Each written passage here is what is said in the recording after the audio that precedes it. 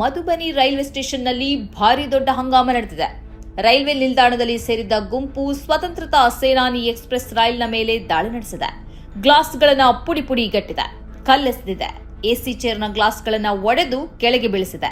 ಹಾಗಂತ ಈ ಆಕ್ರೋಶಿತ ಗುಂಪನ್ನ ನೀವು ಯಾವುದೇ ಮುಖ್ಯವಾಹಿನಿ ಎಂದು ಹೇಳಿಕೊಳ್ಳುವ ಟಿವಿ ಚಾನೆಲ್ಗಳಲ್ಲಿ ನೋಡಿರಲಿಕ್ಕೆ ಸಾಧ್ಯತೆ ಇಲ್ಲ. ಅವರು ರೈಲಿಗೆ ಮಾಡಿರುವ ಹಾನಿಯ ದೃಶ್ಯಗಳನ್ನು ಕೂಡ ನೀವು ವೀಕ್ಷಿಸಿರುವ ಸಾಧ್ಯತೆ ಇಲ್ಲ. ಯಾಕೆಂದ್ರೆ ಇವರ್ಯಾರು ಮುಸ್ಲಿಮರಲ್ಲ.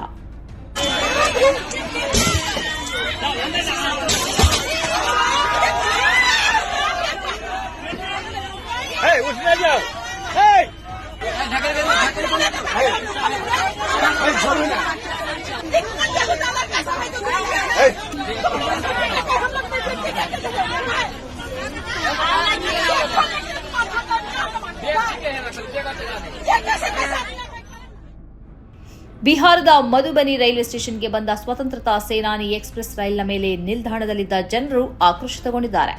ಇದಕ್ಕೆ ಕಾರಣ ಏನೆಂದರೆ ರೈಲಿನ ಒಳಗಡೆ ಇದ್ದ ಜನರು ಬಾಗಿಲಿಗೆ ಲಾಕ್ ಹಾಕಿದ್ದರು. ನಿಲ್ದಾಣದಲ್ಲಿ ರೈಲು ನಿಂತಿದ್ದರೂ ಬಾಗಿಲು ತೆರೆಯುತ್ತಿಲ್ಲ. ಒಳಗಡೆ ಕುಂಭಮೇಳಕ್ಕೆ ಹೋಗುವ ಜನರೇ ತುಂಬಿಕೊಂಡಿದ್ದರು. ಟಿಕೆಟ್ ಪಡೆದು ಮಧುಬನಿ ರೈಲ್ವೆ ನಿಲ್ದಾಣದಲ್ಲಿ ನಿಂತಿದ್ದ 100 ಜನರಿಗೆ ಒಳ ಪ್ರವೇಶಿಸಬೇಕಿತ್ತು. ಅವರಲ್ಲಿ ದೆಹಲಿಗೆ ಹೋಗುವವರು ಇದ್ರು, ಕುಂಭಮೇಳಕ್ಕೆ ಹೋಗುವವರು ಇದ್ರು. ಯಾವ ಕಾರಣಕ್ಕೂ ರೈಲಿನ ಒಳಗಿನವರು ಬಾಗಿಲು ತೆರೆಯಲು ಮುಂದಾಗಲಿಲ್ಲ. ರೈಲ್ವೆ ನಿಲ್ದಾಣದಲ್ಲಿದ್ದ ಗುಂಪು ಆಕ್ರೋಶಗೊಂಡಿತು. ರೈಲಿನ ಮೇಲೆ ಕಲ್ಲೆಸೆಯಿತು, ರೈಲಿನ ಗ್ಲಾಸ್ಗಳನ್ನು ಪುಡಿ ಪುಡಿ ಮಾಡಿತು. ಎಲ್ಲಿಯವರೆಗೆ ಎಂದರೆ ಅಂತಿಮವಾಗಿ ಪೊಲೀಸರು ಲಾಠಿ ಚಾರ್ಜ್ ಮಾಡಿದ್ರು ಎಂದು ಜನರು ದೂರಿಕೊಂಡರು. ಒಂದು ವೇಳೆ ಇದೇ ಕೃತ್ಯವನ್ನ ಮುಸ್ಲಿಮರು ನಡೆಸಿರ್ತಿದ್ರೆ ಇವತ್ತಿನ ಗೋಧಿ ಮೀಡಿಯಾಗಳ ಹೆಡ್ಲೈನ್ ಹೇಗಿರ್ತಿತ್ತು? ಬ್ರೇಕಿಂಗ್ ನ್ಯೂಸ್ ಹೆಸರಲ್ಲಿ ಆಂಕರ್ನ ಹಾವ ಭಾವ ಮತ್ತು ಮಾತಿನ ಟೋನ್ ಹೇಗಿರ್ತಿತ್ತು? ಎಷ್ಟು ಪ್ಯಾನೆಲ್ ಚರ್ಚೆಗಳಾಗಿರ್ತಿತ್ತು? ಟೊಪ್ಪಿ ಧರಿಸಿದ ಜುಬ್ಬ ಹಾಕಿಕೊಂಡ ಮತ್ತು ಗಡ್ಡ ಬಿಟ್ಟ ಮುಸ್ಲಿಮರನ್ನ ಎಷ್ಟೋ ಬಾರಿ ಪದೇ ಪದೇ ಸ್ಕ್ರೀನ್ನಲ್ಲಿ ತೋರಿಸ್ತಾ ಇದ್ರು. ಮುಸ್ಲಿಂ ಧರ್ಮೀಯರು ಹೀಗೇಕೆ ಎಂದು ಎಷ್ಟು ಬಾರಿ ಪ್ರಶ್ನಿಸುತ್ತಿದ್ರು. ಅಂದ ಹಾಗೆ ಕುಂಭಮೇಳ ಯಾವ ಕಾರಣಕ್ಕಾಗಿ ಸುದ್ದಿಯಲ್ಲಿ ಇರಬೇಕಿತ್ತೋ ಅದಕ್ಕೆ ವಿರುದ್ಧ ಕಾರಣಕ್ಕಾಗಿ ಪದೇ ಪದೇ ಸುದ್ದಿಗೆ ಒಳಗಾಗ್ತಿದೆ. ಕುಂಭಮೇಳದಲ್ಲಿ ಕಾಲ್ತುಳಿತದಿಂದಾಗಿ ಅನೇಕ ಮಂದಿ ಪ್ರಾಣ ಕಳೆದುಕೊಂಡರು. ದಿನದ ಹಿಂದೆ 300 ಕಿಲೋಮೀಟರ್ನಷ್ಟು ದೂರ ಟ್ರಾಫಿಕ್ ಜಾಮ್ ಆಯಿತು ಎಂಬ ವರದಿ ಬಂತು. ನೀರು ಮಲಿನಗೊಂಡ ಬಗ್ಗೆ ಸುದ್ದಿ ಆಯಿತು.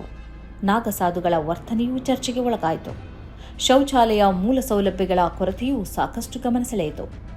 ಇದೀಗ ಕುಂಭಮೇಳಕ್ಕೆ ಹೊರಟವರು ರೈಲಿನ ಮೇಲೆ ದಾಳಿ ನಡೆಸಿ ಚರ್ಚೆಗೆ ಒಳಗಾಗಿದ್ದಾರೆ. ಆದರೆ ಇವರಲ್ಲಿ ಯಾರೂ ಗಡ್ಡ, ಟೋಪಿ, ಜುಬ್ಬ ಧರಿಸಿದವರು ಮತ್ತು ಬುರ್ಕ ಹಾಕಿದವರು ಇಲ್ಲವಾದ್ದರಿಂದ ಈ ಘಟನೆಯನ್ನ ಮಾಧ್ಯಮಗಳು ಮಾಮೂಲು ಎಂದು ಪರಿಗಣಿಸಿ ಬದಿಗೆ ಸರಿಸಿವೆ.